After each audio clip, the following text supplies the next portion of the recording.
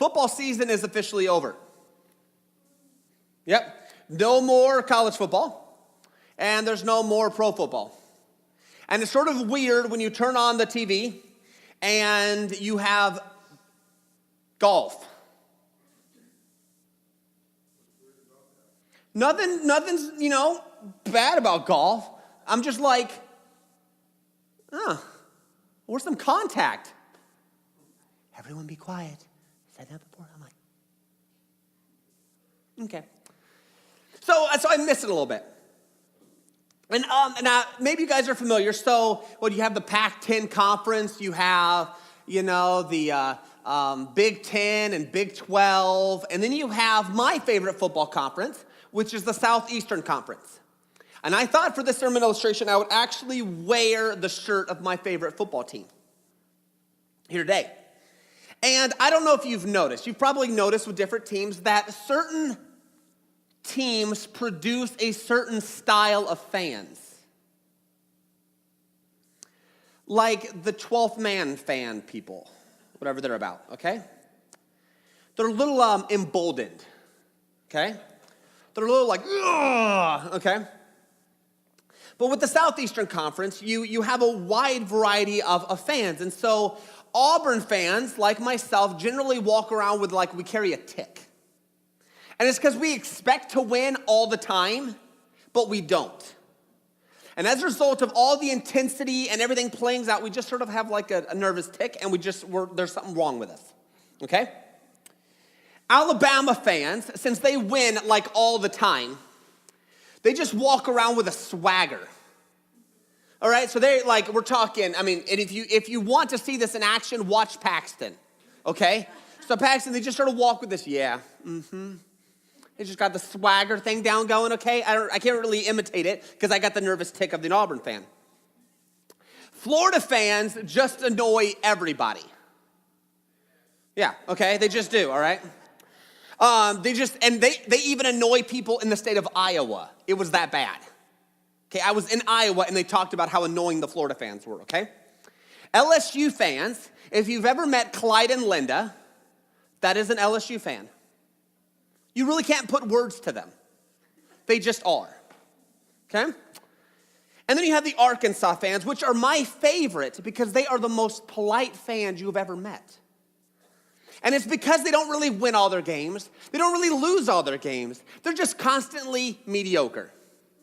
And as a result, they're just really nice. You go to one of their football games, which I have, and they will apologize to you for their bad fans.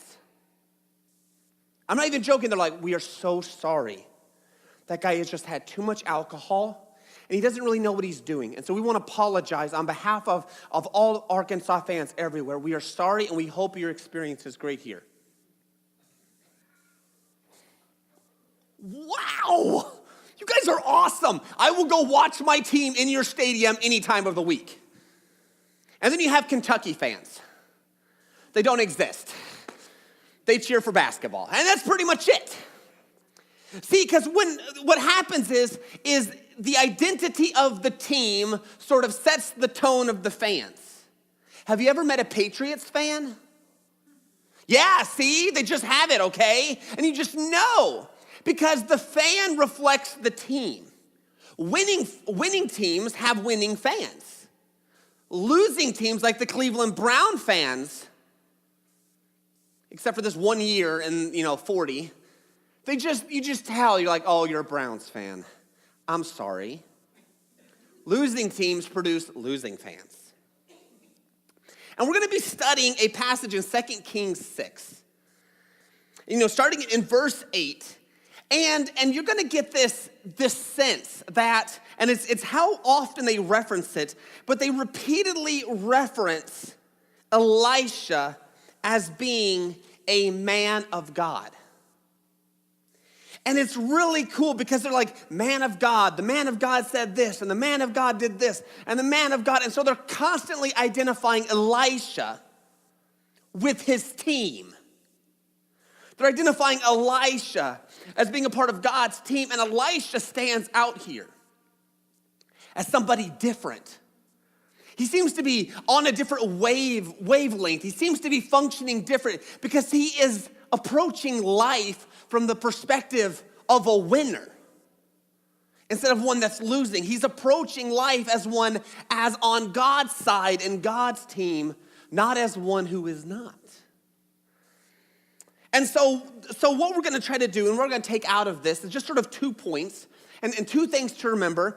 And I want to say it's sort of a powerful reminder that we as people of God need to act like people of God. You guys think about that, okay? People of God need to act like people of God. And we're going to see. So let's get going here in 2 Kings chapter 6, verse 8. And as we get going on this, it sort of starts with this phrase, once when the king of Syria was warring against Israel. You sort of get this once upon a time. Yes, so it seems to interrupt the natural flow of how we've been learning about Elijah and Elisha and how it's going. It's like, oh yeah, by the way, there was this other account I forgot to mention because it didn't really fit with the natural flow of how things is going. It's like, oh yeah, once. So we're going to take you to a different place. Once when the king of Syria, or many of your Bibles will say Aram, was warring against Israel, he took counsel with his servants saying, at such and such a place shall be my camp. But the man of God sent word to the king of Israel. You guys see that first label? Man of God, okay? The man of God sent word to the king of Israel, beware that you do not go down there. You do not pass this place, for the Syrians are going to be down there. And the king of Israel sent to the place about which the man of God told him, and thus he used to warn him so that he saved himself there more than once or twice. And the mind of the king of Syria was greatly troubled because of this thing. And he called his servants and said to them, will you not show me who of us is for the king of Israel? See, so God had given Elisha an incredible gift of sort of having sort of foreknowledge of what was playing out. And what generally happened during that time is nations wouldn't send their entire army. They would send raiding parties to quickly go in, sack a town, steal all the riches, and get out before the other nation had a time to rise up their army and to stop them. They would just do that. And so they would send little raiding parties to go in and to skirmish and to fight, etc. Well, here the king of Syria, they were warring against each other, and he would send a group in there hoping to catch the army of Israel off guard. And Elisha was like, okay, king of Israel, don't go over there. Okay. And so every time the Syrian guy would go like, oh, we've got him. Yeah, sneak attack. They'd get there, and nobody was there. And it got so bad that the king of Syria turned to his own people, and he's like, which one of you is the snitch? This is impossible. How are they knowing what we're doing before we're doing it? This makes no sense. He says, okay, enough is enough. Someone tell me what is going on here. It says, and one of his servants said, none, my lord. O king, it's Elisha, the prophet that is in Israel. He is telling the king of Israel the words that you speak in your bedroom. Have you ever mumbled under your breath? Said stuff? Well, hear you. He's like, Elisha knows what you're going to do before you do it because he knows what you're saying and what you're going to do. He knows. I find it fascinating that what Leslie spoke 2 weeks ago, and it was about the little servant girl who told, was it Naaman? Okay, so here's a servant girl telling Elisha, okay, here are more servants. They're like, it's that Elisha guy. It's him. It has to be what's going on. And as sort of a side application, I find this really encouraging because I know sometimes Christians can get sort of a bad rap for being involved in politics. It's all corrupt. But you know what? These servants had the ear to the king and to generals. They incredibly influenced people for good. And so here's a servant who's very well aware of Elisha the prophet. He's like, King, It's Elisha. He knows what you're going to do. Well, he's mad, all right? And he said, go and see where he is, that I may send and seize him. And it says, it was told, behold, he is in Dothan. And so he sent horses and chariots and a great army, and they came by night and surrounded the city. He is trapped. I mean, it's like overboard, okay? You notice, like, it's just, yeah, so we send skirmishes, and now he's like, send the whole army at night, and we're gonna surround them, and we don't care if he has foreknowledge and sees it. We're surrounding the city so he'll be trapped. So they go, they set up, and they surround the city. Now, I want you to think about it. If you were sleeping in your bed thinking everything was fine, and then you hear the alarm bell, and you go out to the city wall and you look, and there is an army, how would you feel? I'm going back to bed. There's no point. We're doomed. We're doomed. What do we do? We didn't even have time to prepare. I don't even know where my sword is. What do we do? It says that when the servant of the man of God rose early in the morning and went out, behold, an army with horses and chariots was all around the city.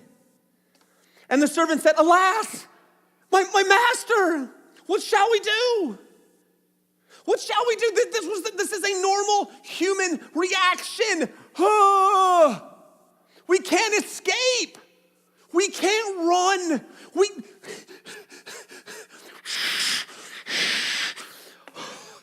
What do we do? What do we do? What do we do? And you think about it, us today. How often are we fed fear by leaders in politics or the media or whatever else? How much is fear given to us on a regular basis? Americans strive. It's like they thrive on it, I think. We thrive on fear. And here's the servant, and he is scared for good reason. There is an army there. It makes sense to be a little scared. But Elisha, as a man of God, responded completely different than how normal people respond.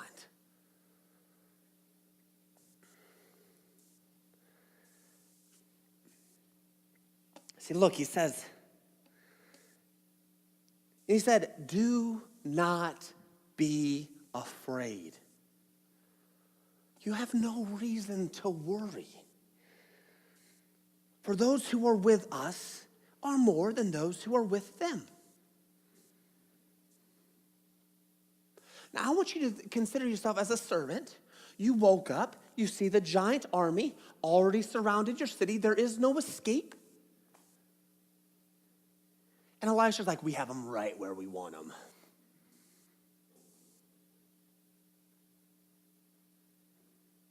See, here is the reaction of fear. You're supposed to be worried. You're supposed to be concerned. And Elisha's like, we got this. And Elisha prays. It says, then Elisha prayed and said, oh Lord, please open his eyes that he may see. And so the Lord opened the eyes of the young man, and he saw, and behold, the mountain was full of horses and chariots of fire all around Elisha. See, people of God do not need to fear because we are on the winning team. People of God do not need to fear because we are on the winning team. And that is exactly what Elisha is saying here. It's okay. We have them right where we want them. And you just imagine your eyes being opened. And I mean, seeing real life chariots is pretty cool. But they're on fire. You know those cars with the flames that go on, you know? How much cooler are they than everybody else's car? Come on. Have you seen a car that'll actually ignite nitros out the back? It's like, you're like, whoa, that's awesome. The same reaction is here. You're watching a bunch of chariots on fire, and the horses aren't screaming, and the people aren't dying. These are weapons of war ready to attack. And the thing is, only Elisha and his servants saw them. Talk about a sneak attack. The army's toast. All Elisha had to say was, now! Whoa, done. There was no reason to fear. And I thought I would drive home this point a little more, because sometimes I think we can get so wrapped up and so consumed with what's going on in politics and our own doom and demise and everything else that we can start being driven and manipulated and react because we're scared.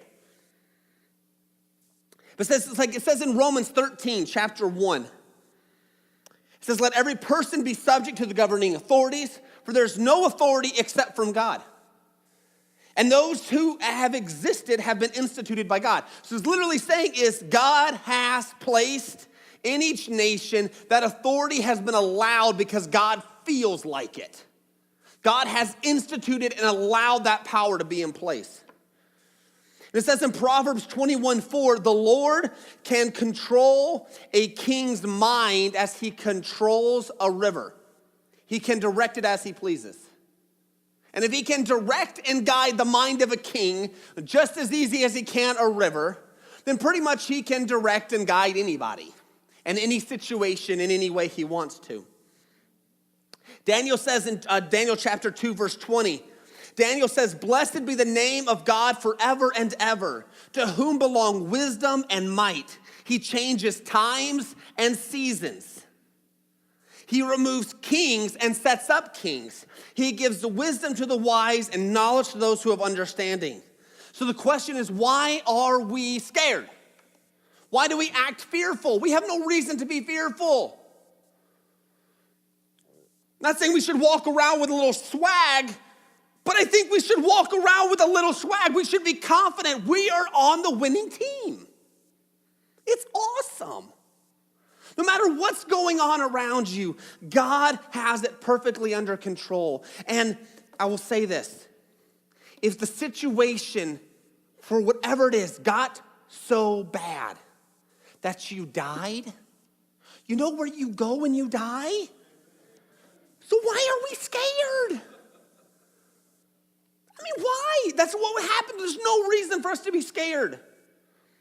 And I will use this as an example. Dolores lost power this week, okay? I know many of you lost power. It got really cold. Dolores was more concerned over her kids showing up and finding an icicle than where she would go and spend eternity. Like, well, this is one way to die. Just turn into a popsicle. But guess what? She'd have been perfectly thawed in heaven. We live scared. We don't have to be.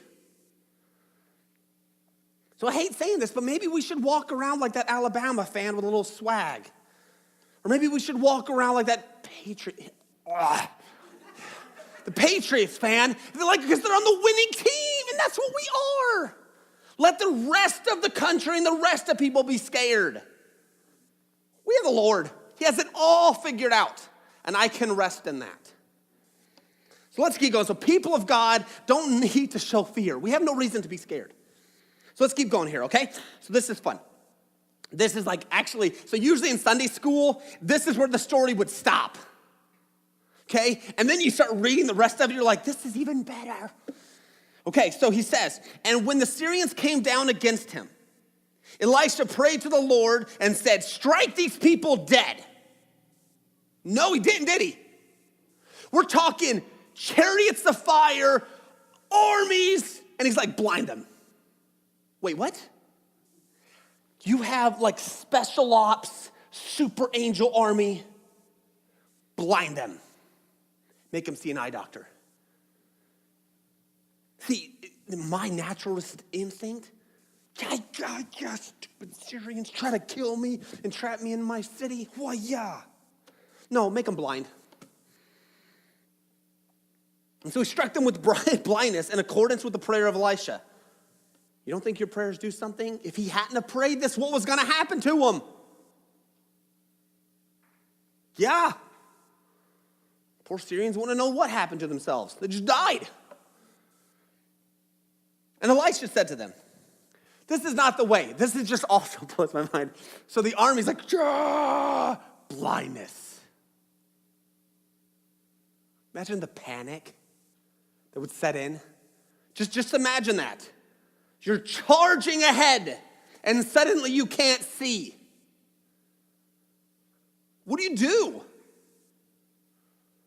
You start, I would start to panic. Maybe you start fighting other people you don't even really know. And Elisha goes out to them. Elisha goes out to the army that is blind and says, this is not the way. Here, you guys are at the complete wrong city. Come with me. They have nothing else to do. They're blind. They follow Elisha. They don't know what probably the minimum don't know what he looks like. They just know this nice guy is leading them to safety. So they follow the guy. And he led them into Samaria. And as soon as they entered Samaria, Elisha said, "Oh Lord, open the eyes of these men that they may see." And so the Lord opened their eyes and they saw, and behold, they were in the midst of Samaria. Like, oh boy, we went the wrong way. We're in the middle of enemy territory. And as soon as the king of Israel saw them, he said to Elisha, "My father, shall I strike them down? Let me at him. Let me at him." And he has, no. Verse 22, you shall not strike them down. Would you strike those whom you have taken captive with your sword and your bow? So remember, Elisha's entire mentality as a man of God is different. As you guys knowing, it's completely different than everybody else. See, his servant was scared. And now the king is sort of wanting some payback. This is my chance. I don't care how they got here. They're surrounded by us now. Ha! Show them. And Elisha once again responds opposite of what everybody's expecting. No.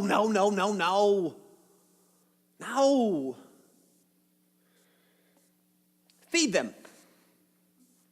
That's what he said. Set bread and water before them, that they may eat and drink and go to their master. These guys were trying to capture Elisha and probably kill him. Okay? How would your natural instinct be in that situation? I'll show them. But instead of using the angels, God's army, he just asks that they're blinded. And then he brings them to the king of Israel and says, feed them. See, a man of God is a person of grace. It's just sort of pouring out of them. They don't deserve it, do they? What does this army deserve?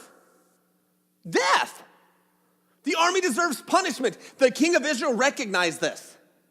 They deserved judgment for rising up against the person and the prophet that God has chosen to represent his plan and his word on earth. You rise up and attack that. Remember the brigands, the two she-bears that came out and butchered the men? Do you guys remember that story? Just went blank. You guys know what I'm talking about, right? Good, okay. All right, you guys now, see, they went out and attacked there. God judged them. This army was worthy of the exact same judgment. God and his army and chariots of fire represented that. This is what they deserve. But see, Elisha prayed that they don't get what they deserve. It's so fascinating. And so a man of God, a person of God is a person of grace because God answers it. I think God is just tickled out of his mind that Elisha doesn't pray for justice and pray for punishment here, but prays for grace, because he just says, I want them to be fed. So set bread and water before them that they may eat and drink and go to their master. And so he prepared for them a great feast. And when they had eaten and drunk, I don't know how big this feast was, but it was an army. Could you imagine being the cooks asked to feed this? We're feeding the other army.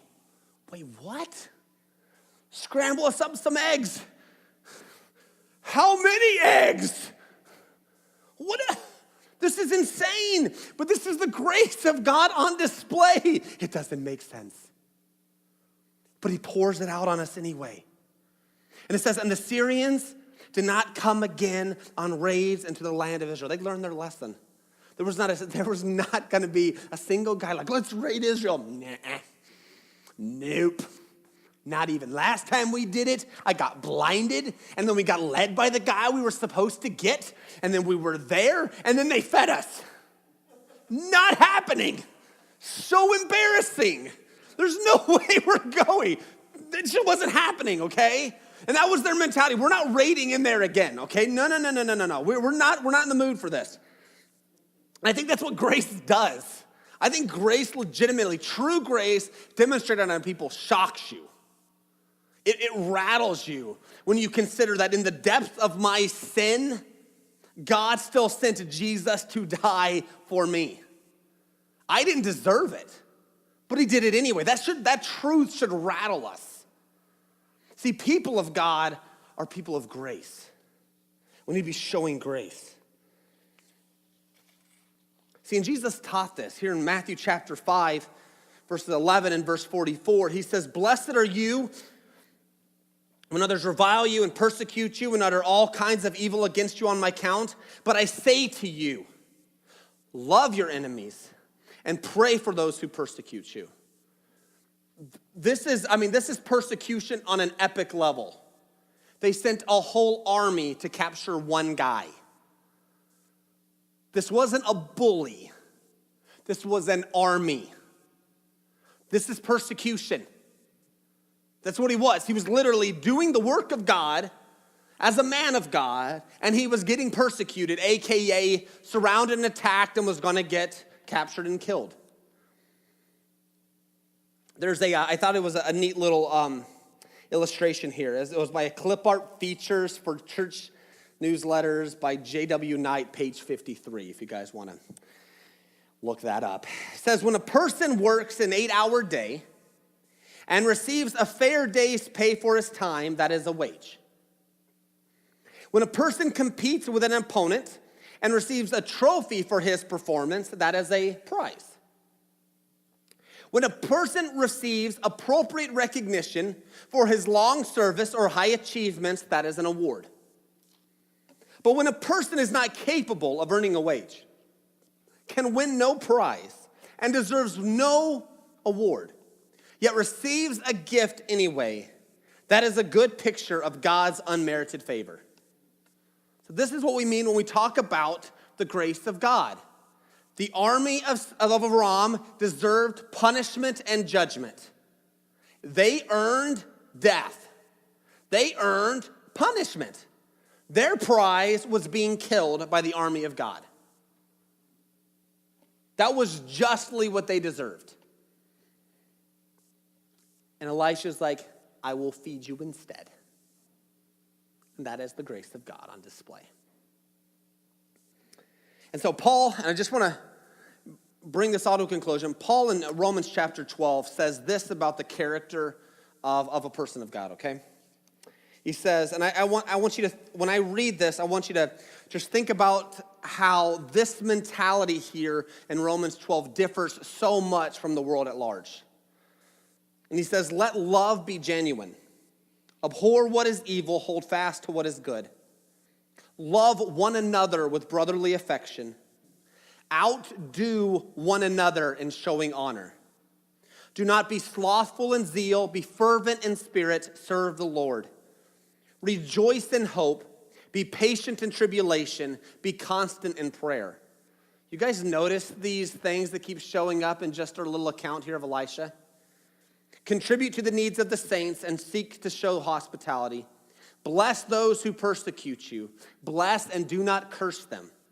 Rejoice with those who rejoice. Weep with those who weep. Live in harmony with one another. Do not be haughty, but associate with the lowly. Never be wise in your own sight.